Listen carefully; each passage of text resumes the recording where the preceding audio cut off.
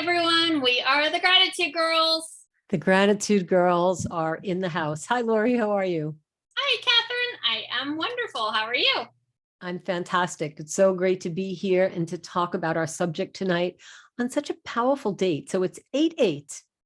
So if anybody wants to follow that, go do a quick Google search about that. So yeah, it's a powerful number. Tonight, we're going to bring to you a 10-minute training. I'll introduce myself. My name is Rara. I walk into the room and say, Rara's in the house. And you can search for me on social media through Catherine Asaro Myers. I'm broadcasting to you live tonight from lovely Niagara-on-the-Lake, Ontario, Canada. And I'm here with my amazing partner, Lori Del Gradecki. She's doing the techie. Lori, where are you sitting tonight? I am back at home outside of Nashville, Tennessee. Around the world and back. It's so good to have you back. So tonight we'll do a very quick training on best practices. So let's talk about keeping track of time. Lori, let's do sort of a seesaw back and forth. We're both really big on staying organized. So over the years, we've developed strategies and we have some great tips on how to effectively manage your time and stay organized. I have a specific strategy, especially in the coaching and the strategic alliances that we do with our clients. Every day, I have a complete idea of what I'm going to do. So I don't wake up with, let me see how I roll today. Let me just see how it feels. I absolutely know what's going to happen.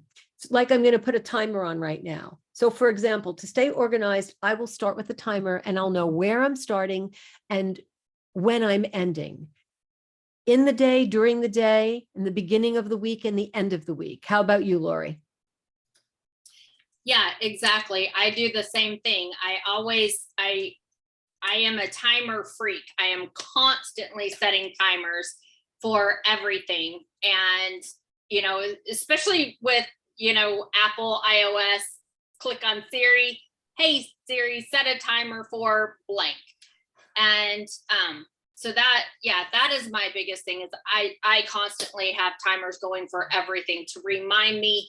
And that's the only notifications I have on my phone is my timers and my calendar reminders.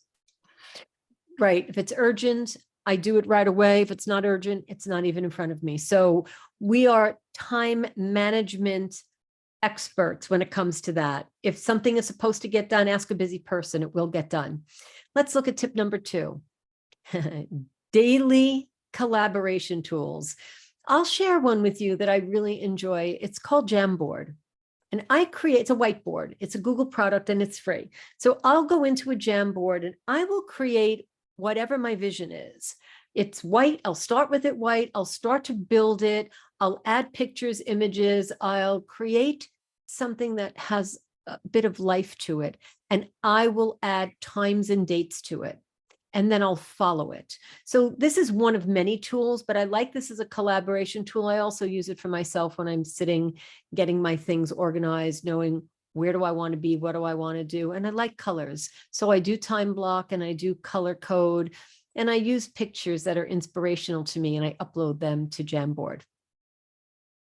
Perfect. Yeah. And I have, the same thing. I have several, but for myself, if it's something that I'm only working on, it's only for my eyes, I just use Apple Notes because I'm on my desktop is an iMac, my laptop is a MacBook Pro, my phone is Mac also.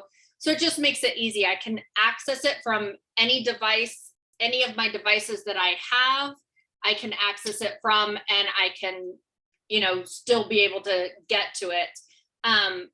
And then as far as if I'm collaborating with other people, then we use a lot of things in Google. So like for our Gratitude Girls shows, we have Google Sheets.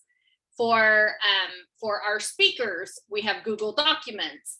And those where Catherine and I can both go in, we can add to it, we can change it, we can update it.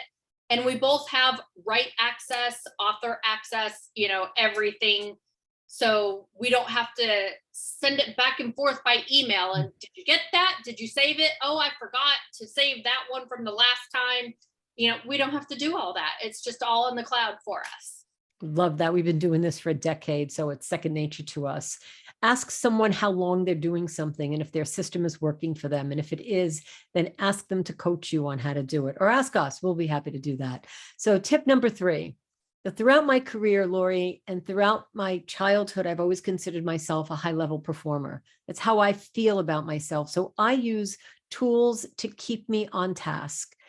I really like to know that I have accomplished something for myself.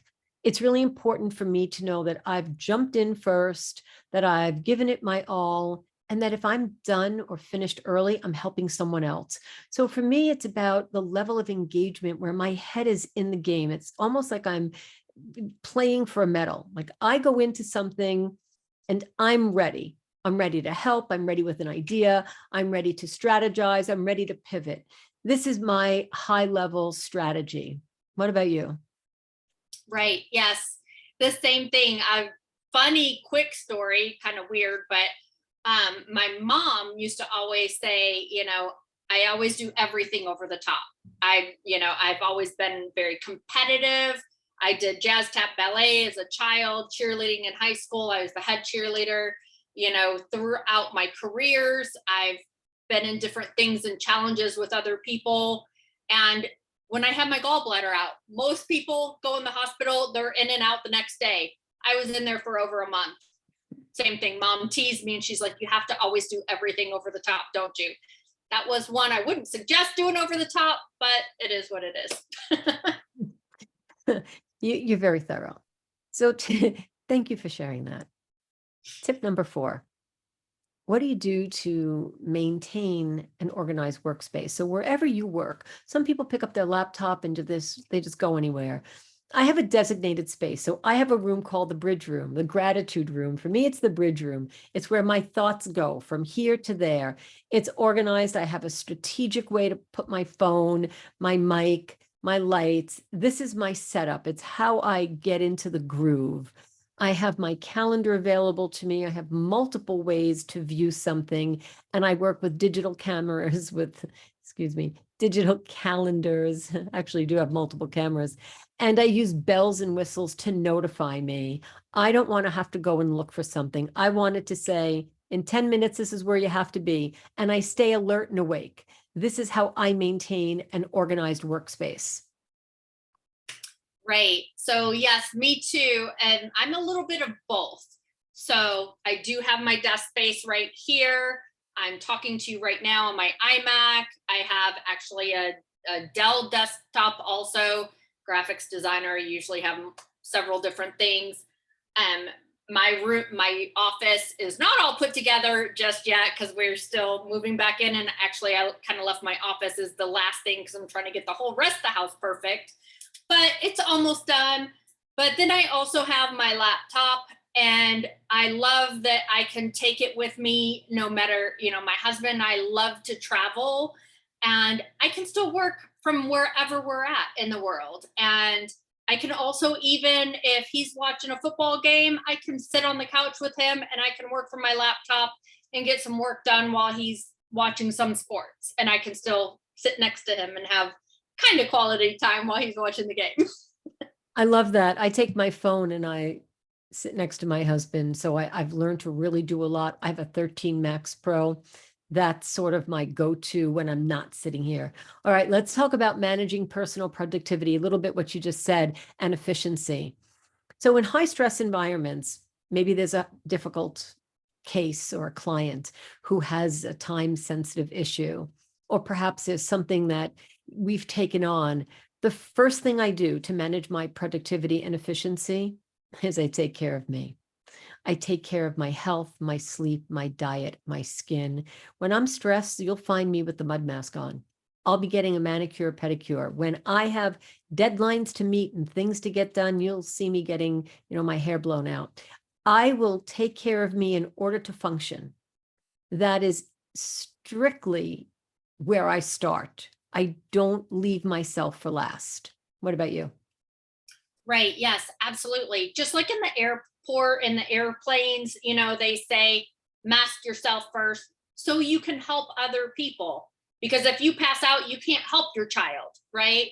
So the same thing, you have to take care of yourself if you want to take care of other people, especially women are designed by nature to be nurturing and want to take care of our children, want to take care of our husband, want to take care of our friends, our other family members. But the thing is, if you're not taking care of yourself, you're not going to be around to take care or have the energy to take care of other people. No, I solidified that by joining Verity. It's a women's club here. Find something that's going to get you up off the couch, out of bed, out of your office to look after yourself. So Lori, where can people come and find us after tonight? Yes, always find us at gratitudegirls.com. You can see the last 10 years of our shows there. If you want to get access to our private coaching and training, you can click on the coaching tab there. You can also join our groups on Facebook, Gratitude Girls on Facebook, our regular business page. Catch us live every single week for all these free tips, and also join our group, Gratitude Girls, that practice gratitude every day. Thank you. So thank you for watching us and being with us tonight, and we will see you next week, if not sooner.